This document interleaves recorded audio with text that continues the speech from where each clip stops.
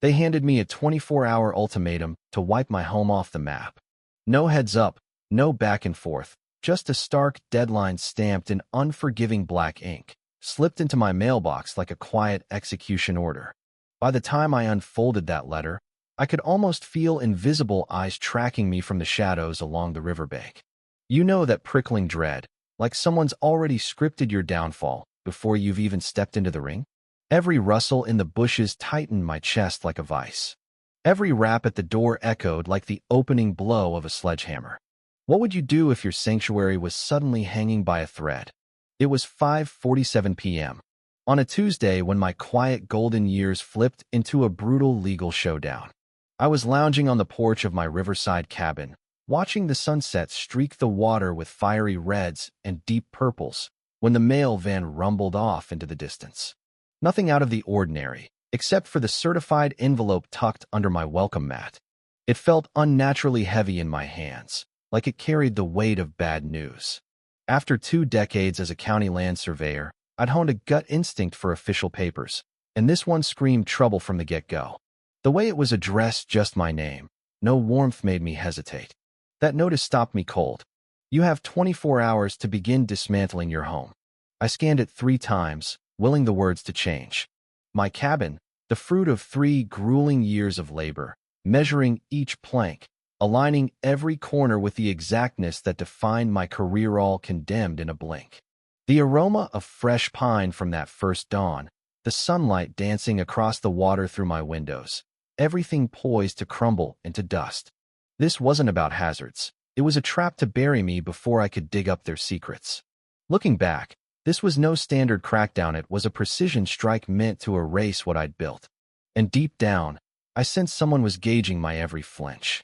I dialed up my old buddy Alex Reynolds, the lawyer who'd steered me through the original permits for the cabin. His tone shifted the second I read him the details.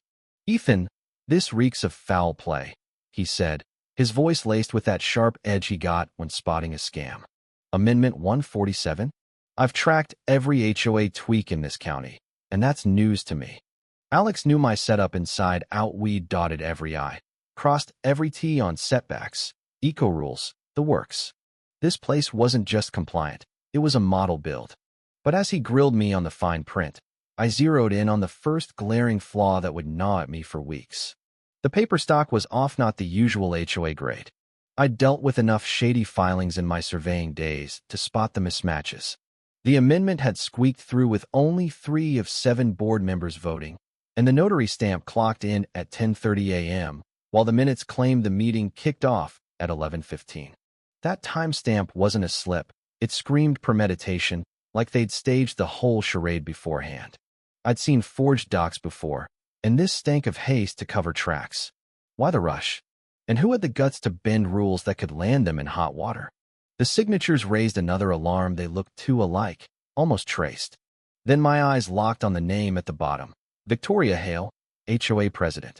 It hit me like a punch. She ran Hale Properties, the county's top real estate powerhouse, and we'd clashed a few times back in my working days.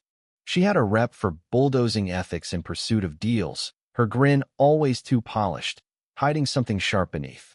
If Victoria was pulling strings on this emergency amendment, it went way beyond bylaws. I started piecing it together. Maybe my prime riverside spot was in the crosshairs for one of her luxury builds. The timing felt engineered, not random. Alex promised to probe the amendment's legality, but he cautioned that procedural glitches might not halt the clock. "These snap rules hit first, litigate later," he explained. "If they slap on a safety crisis label, they can level it now and argue in court after."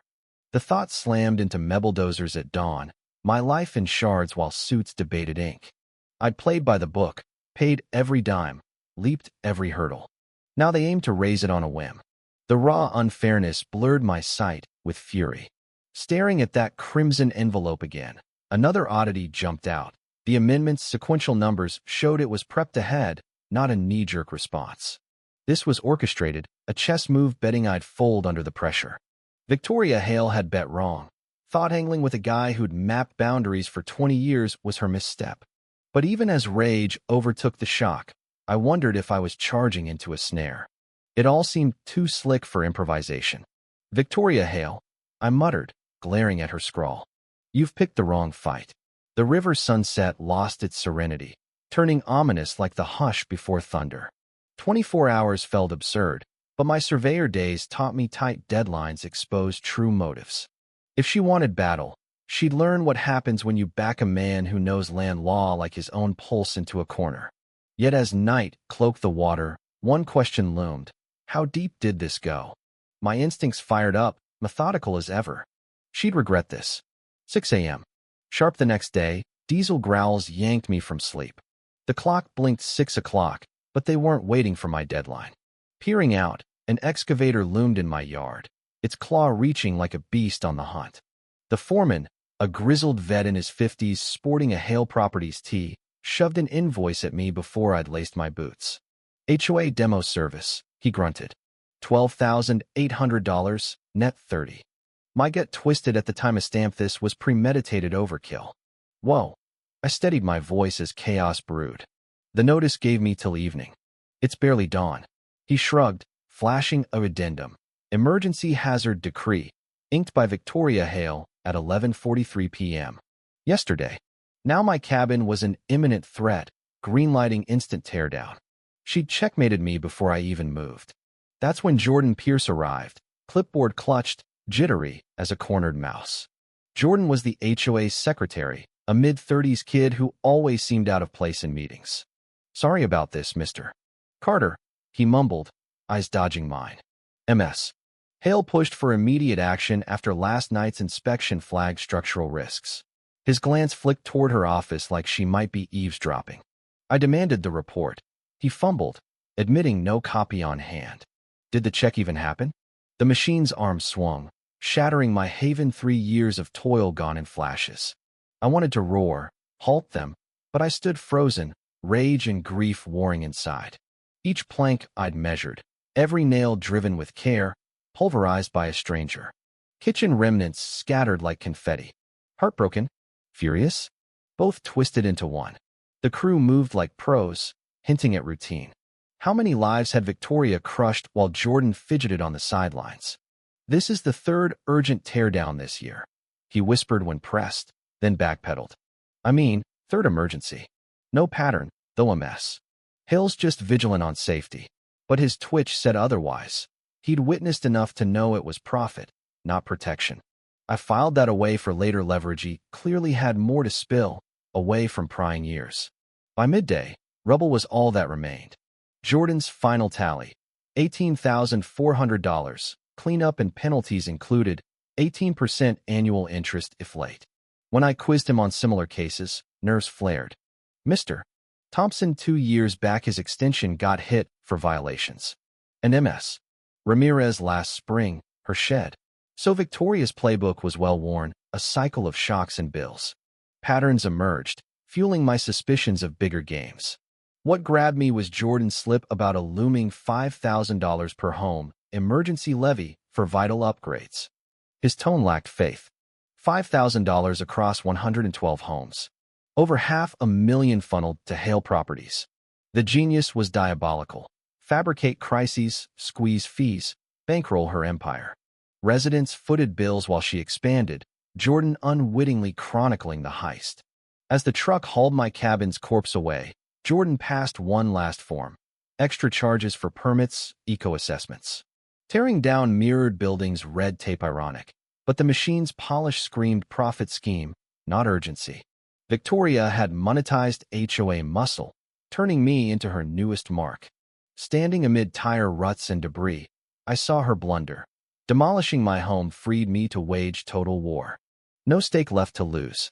But as the rig vanished, I pondered Jordan's role pawn or player. By dusk, I'd uncover the decay's depth. I turned a motel room into command central, walls plastered with files like a mad detective. Motel folks probably pegged me for a nut, but surveying taught me disputes hinge on proof, not passion. Every record, every stamp spun a tale. I'd expose Victoria's plot holes. Coffee tasted like sludge, lights buzzed migraines. But I unearthed flaws in 3 prior teardowns, rushed docs, shortcuts mirroring mine. Obsession fueled me. Laptop hummed with cross-checks of taxes, permits, eco-filings, timelines ripe for prosecution. Sleep?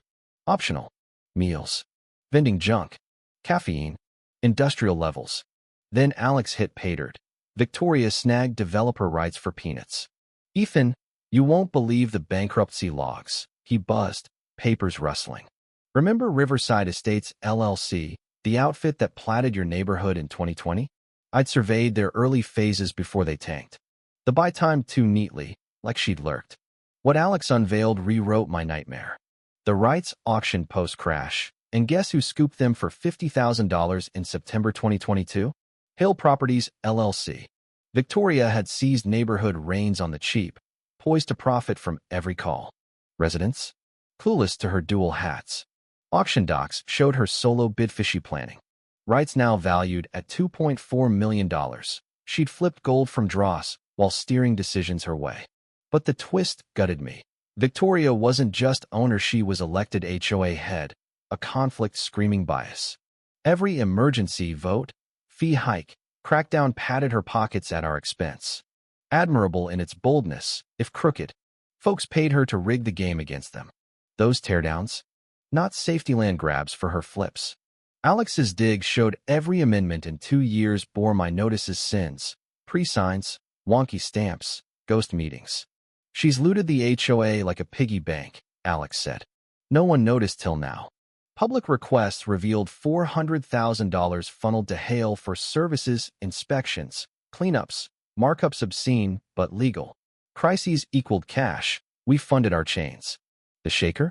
Victoria's mansion jutted 15 feet into protected riparian zones, flouting county eco-laws and covenants. The queen of enforcement lived in violation. Sat images nailed it, measurements irrefutable. I leaned back amid evidence stacks, picturing her squirm under public glare. Hypocrisy built her throne. This transcended payback, though vengeance simmered. It was unmasking a leech draining families dry, trusting her as guardian. 2 weeks post-notice, the arena shifted to the boardroom. Victoria summoned an urgent HOA gathering Thursday night, agenda spotlighting me, handling disruptive conduct by ex-resident Ethan Carter. Broadcast to all homes, framing me as a sore loser stirring lawsuits over standard rules. Clever C's narrative, rally the mob before my facts landed. But I'd prepped 3 days for this showdown. The hall brimmed with 73 neighbors, record turnout per sign-ins. Drama drew them, expecting her to squash me. Lugging evidence boxes, I felt the mix: pity from demolition witnesses, doubt from others, confusion overall. Victoria hadn't spilled beans. She blasted me. This agitator soused division with falsehoods. Nods from some, squirms from others. She preached standards, tough calls for community good. We cherish protected values and safety, eyeing me. But some flout rules, then harass enforcers. On message, but detail shy. I fired up the projector, first slide dropping bombs. Room hushed. How many new Amendment 147 passed pre-meeting? Silence. Next, timestamp gaps in red. Folks leaned in. Third, her rights ownership. Murmurs swelled. MS. Hale controls development for personal gain, bought cheap, now millionaire asset. Math clicked. Worry replaced doubt. Victoria's poise cracked. The fee slide ignited. Demolitions as revenue streams. She engineers emergencies for your dues to fill her coffers. Recognition dawned, oppression self-funded. Temp rose. Dots connected. Victoria interrupted. Misleading. But the mob demanded truth. Her pale face at eco-query? Priceless. Irrelevant, she sputtered. Slide showed her encroachment. 15 feet into buffer demolition bait for anyone else. Whispers of favoritism erupted. Her ace. Attorney waved a TRO barring my contact or meddling. Harassment. But seeds were sown. Questions flew on finances, violations. Chaos ensued, probes, recalls demanded. Packing up under TRO service, I caught her fear flicker. Mask slipped. First fracture. 3 weeks on, Victoria unleashed a PR blitz worthy of a campaign. Local rags painted me as a jaded ex-bureaucrat bucking norms. Anonymous op-eds called my talk distorted. A feature lauded HOA woes from intimidators. Opinion swung. TRO muzzled me from meetings or rebuttals. Discovery crawled. Motel tabs mounted. Doubt crept. Quit before broke. Expenses $30, 000 in weeks gnawed savings. Alex worked contingency, but costs piled. Maybe her TRO was attrition warfare, bleeding me dry. Her plan? Then a call flipped it. Jordan, from a noisy lot. Mr. Carter, we need to talk. Resolved tone. Can't meet TRO but files. Emails, recordings of Hale ordering fakes. Phone nearly slipped. He'd hoarded proof. Spy thriller meet in a garage reeking of grease. Not proud, he confessed. Thought it was prep. Your meeting opened my eyes to years aiding fraud. Shame mixed with resolve. He'd documented for cover. Recordings, her dictating backdates. Emails tying Hale to contractors. Spreadsheets projecting crisis profits. Governance as embezzlement. She's plotting $5,000 hits per home, $500,000 for fake fixes. Vote next month. And my spot. Targeted for lakefronter, riverside luxury. Pattern. Crisis, fees, cheap buys from the desperate. Bombshell. Subdivision stormwater license lapsed 6 months back. She stalled state inspections. Without it, actions invalid federal crimes possible. My old county ties could weaponize this. Woeful? Bet on it. Driving back, evidence hot, excitement surged. Justice loomed. But was I morphing into the villain? 72 hours of legal orchestration followed. Friday, expedited eco-consult license approved on my creds. Monday, TRO tossed post-Jordan's proof. Judge fumed at deceit. Wednesday, I bid $3.2 million for rights, invoking lapse-triggered transfer. Obscure law, but ironclad.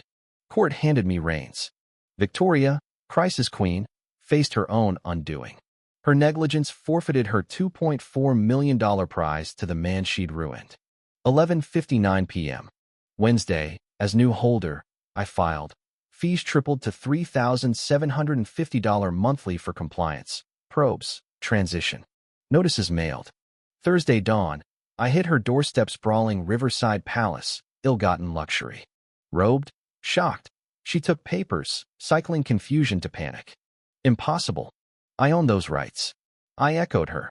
30 days to fix encroachment or demo at your dime. Color fled. Her empire's cost dwarfed mine. Think rent hike due to your fraud. Hands shook, reversal poetic. Walking away, completion washed over not glee, but balance. Next day, frantic calls, suit threats. Desperate. Transfer stuck, fees legal. She learned rules bite back. 6 months later, metamorphosis complete. Assessments pressured truths. 37 families bailed at losses. Values dipped 40% from her bubbles. Stayers rebuilt trust. Jordan elected Prez on transparency. All calm now. Victoria's apologically amended Ted trembled. I abused trust for gain. Regret the harm.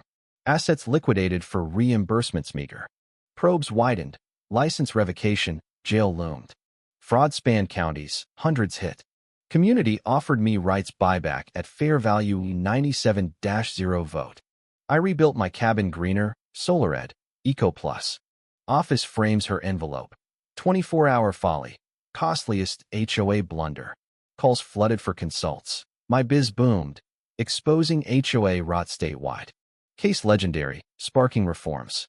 Sipping porch coffee at sunset. River whispering. I pondered. Not revenge, but communal justice. We'd forged vigilance. Democracy demands watchfulness. Believe actions first time. What do you think, does justice ever cross into vengeance? Or is payback fair when it's legal? Would you demolish a bully's empire if you could, even if it bankrupts innocence along the way? Ever fought a corrupt system and won, or lost everything trying? Share your battles below. Hit like if this fired you up, and subscribe for more real-life showdowns that prove one person can topple giants.